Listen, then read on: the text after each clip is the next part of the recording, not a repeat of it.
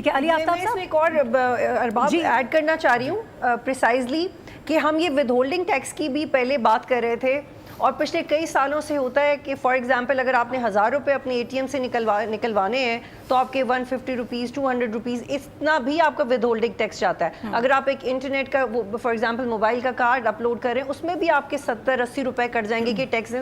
So we are paying a lot of taxes when it comes to your daily basis. اور تنخواہ پہ کتنا کٹتا ہے وہ تو بحث ہی الگ ہے. ریسنٹلی جب فائنانس منسٹر نے کہا کہ ہم فکسڈ اسکیم لے کے آ رہے ہیں، فکسڈ ٹیکس لے کے آ رہے ہیں ریٹیلرز کے لیے، اور اس میں ہم نے ان سے بات چیت بھی کی ہے، تو وہ جو فکس ٹیکس ہے رجسٹریشن کے وقت 25,000 روپے دیں گے اور پھر وہ اپنی سالانہ اس پر بھی اعتراض ہے، اس پر بھی اعتراض ٹیکس سامنے آیا ہے اس حوالے سے کہ جو گوشوارے جمع کراتے وقت 25,000 کی ایک ٹرمنالوجی یوز کی جا رہی ہے. تو ابھی ہمارے ساتھ عتیق میر صاحب بھی بیٹھے ہوئے تھے، انہوں نے بھی اس پہ اعتراض اٹھایا کہ ہم 25,000 روپے بھی کیوں دیں. تو وہ تو اس پر بھی اعتراض کر رہے ہیں، کہہ رہے ہیں ٹھیک ہے وہ 1% ٹیکس صحیح ہے، سمجھ آتا ہے.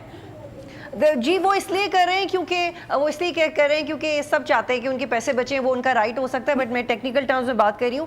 میں آپ کو یہ بتانا چاہ رہی تھی کہ یہ جو ٹیکس کی متعارف کروائی گئی ہے اس کے حوالے سے ایک بہت بڑی زبردست بات ہوئی ہے. اگر یہ ہو جائے تو یہ کہا گیا کہ فار ایگزامپل جو ریٹیلرز ہیں، ایک تو وہ اپنا ود ہولڈنگ ٹیکس ایڈجسٹ کروا سکیں گے. بجٹ اسپیچ سے پہلے بھی ہم نے گورنمنٹ سے سنا. لیکن اگر وہ کسی غیر رجسٹرڈ فرد یا کمپنی سے خریدیں کوئی مال، اور اس وقت ود ہولڈنگ ٹیکس ریٹیلر کو نہیں دینا بلکہ وہ جس سے خرید رہے، چاہے وہ کوئی انڈیویجول ہے چاہے وہ کوئی کمپنی ہے، وہ اس پروڈکٹ کا ود ہولڈنگ ٹیکس دے گا، جس کی وجہ سے جو ریٹیلر ہے اس پہ ود ہولڈنگ ٹیکس کا بوجھ نہیں آئے گا. اس میں بھی ٹرانسپیرنسی بہت میٹر کرتی ہے کہ آپ جہاں سے جو مال خرید رہے ہیں وہ اگر وہ بندہ یا وہ انڈیویجول یا کمپنی رجسٹر نہیں ہے تو اس پہ نیچرلی ایک پریشر جائے گا کہ مجھے رجسٹر ہونا پڑے گا تاکہ میں بتا سکوں کہ دیکھیں میں نے فلاں ڈیل کے وقت یہ ٹیکس دیا تھا. تو جو ریٹیلرز کو لے کے ود ہولڈنگ ٹیکس کے حوالے سے یہ تجویز ہے. ٹھیک ہے، چلیں اب علی آفتاب صاحب کے صبر کا مزید امتحان نہیں لینا چاہیے ہمیں. ذرا علی آفتاب کو بھی ہم گفتگو میں شامل کر لیں. علی صاحب یہ ذرا انیشیل تھاٹس آپ کی اس بجٹ پر کیا ہیں؟ تنخواہ دار طبقے کو بھی ریلیف مل گیا، کاروباری طبقے کو بھی ریلیف مل گیا. جب یہ ہر طبقے کو ریلیف ملے گا تو پھر ٹیکس ریونیو کہاں سے آئے گا؟ وہ تو پھر ہم ایک شارٹ فال کی طرف جائیں گے سال کے آخر میں. آلریڈی ہم شارٹ فال پر ہیں.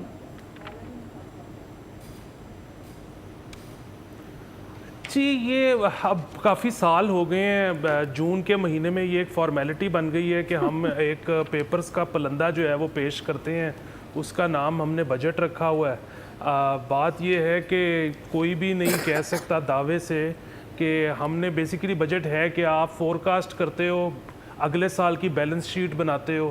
اب وہ اگر بیلنس شیٹ جو ہے اس میں وہ جتنی بھی آپ کی انکم اور جتنے بھی ایکسپینسز ہیں وہ نیٹ آف کر کے اگر وہ پازیٹیو میں آتی ہے تو اس کا مطلب آپ کا اس سے اگلے سال کے لیے کوشن بن جاتا ہے، اور اگر وہ 0 ہو جاتی ہے تو اس کا مطلب آپ کا سال ٹھیک گزرے گا. اچھا، اب پرابلم یہ ہے کہ وہ ہر سال جو ہے وہ کلیکشن میں ڈیفیسٹ ہوتا ہے. اس دفعہ بھی کوئی بھی نہیں کہہ سکتا کہ جی وہ کلیکشن آپ کی پوری ہوگی.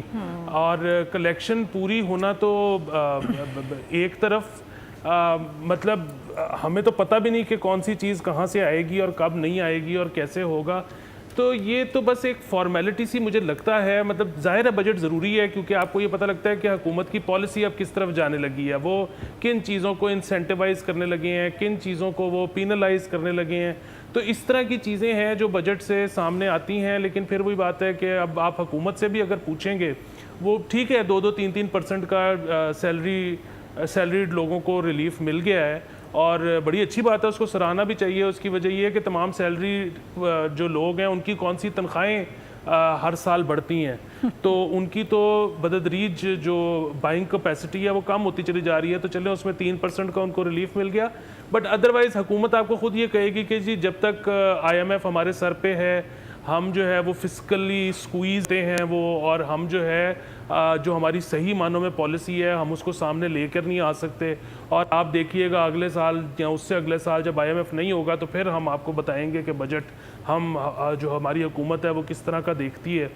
تو یہاں پر تو اس طرح کی چیزیں ہیں. جو ٹیکس کلیکشن کی بات ہے وہ دیکھیں، اس کے اندر ہم یہ بھی کہتے ہیں کہ جی جنہوں نے ٹیکس کلیکٹ کرنا ہے ان کے پاس ریسورسز نہیں ہیں یا کچھ لیکیجز ہیں، وہ ساری باتیں ٹھیک ہوں گی. اب یہ AI وغیرہ کی مدد سے اب شاید آپ کو اتنے زیادہ ریسورسز کی ضرورت بھی نہیں ہے.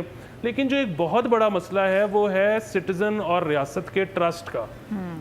مطلب آپ سیلریڈ کلاس کے بارے میں کہتے ہیں سب سے زیادہ وہ پستی ہے. کیا ہم ایسے لوگوں کو نہیں جانتے جو سیلری لیتے ہیں کیش میں یا سیلری کا ایک سبسٹینشیل حصہ کیش میں لے لیتے ہیں؟ سو جس کا جہاں پہ دا لگتا ہے وہ لگاتا ہے, اور اس کی وجہ یہ ہے کہ ریاست نے بدلے میں کیا دینا ہے, اس نے جان اور مال کا تحفظ دینا ہے, وہ ہمیں پتہ ہے یہاں پر کتنا دیا جاتا ہے.